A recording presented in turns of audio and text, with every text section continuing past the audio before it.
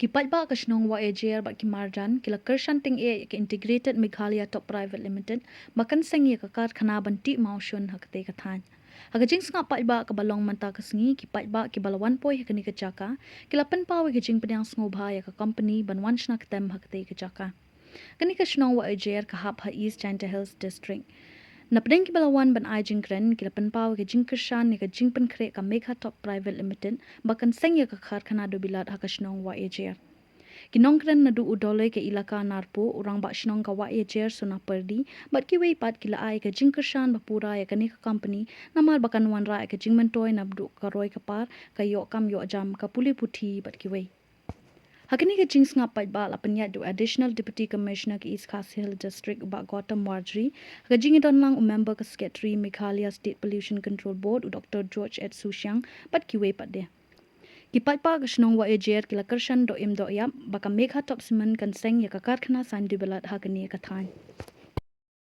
Ya uyen kami ni berta ke jing mentoy dong ke Chnong ka thau waka ilaka waka district waka state ong iyo rapawi nga ka hui kon khro e ka Chnong nga to Cyrus lamare na po suna perdi nga Kyrshan pura ya ka Meghatop uyo ko ya ka clearance na po ka forest and environment ya uyo ko percina wood ya ka jing angkam kenangwa ka jing do kam do jam ki kena ki kon khro ke yo i ku dobon ki wana start dobon ki wada biang di kerdan yang ki hendrai dang bon ki thau nya ki lu thoki thokhan nya ki mala man gesmi man ka po ni dei daw perpa ka ya ka forest and environment clearance ka ya ko yi chna wood hei po ba angkam do kita kiten ku blai chibon che janu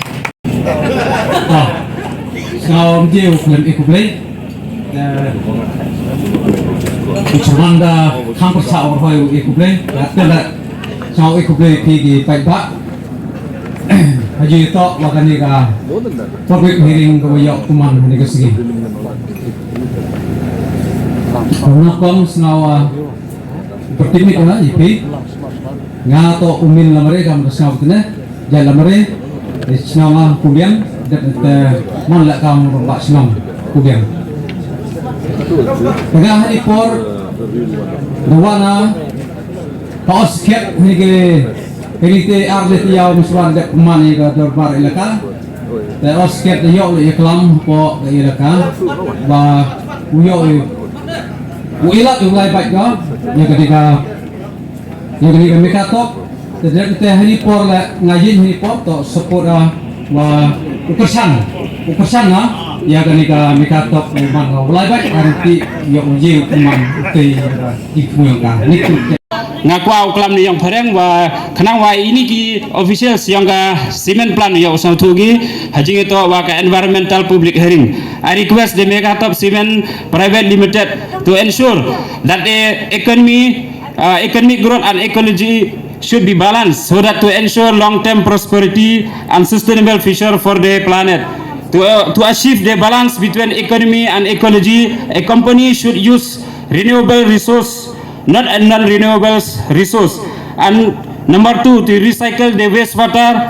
And number 3, to use the natural resource carefully, to invest in clean technologies and to protect the natural resource and to do reclamation of forest land and to implementation the regulation and the incentive and to engage the stakeholders and to prioritize eco-friendly practice and to ensure supply chain transparency and the logistic transparency should be ensured by the Meghatop Cement Private Limited so that the people of East China Hills should get a fair share in the cement plant here in Wahiajer, Ilaka Narpo. With these few words, I conclude my speech.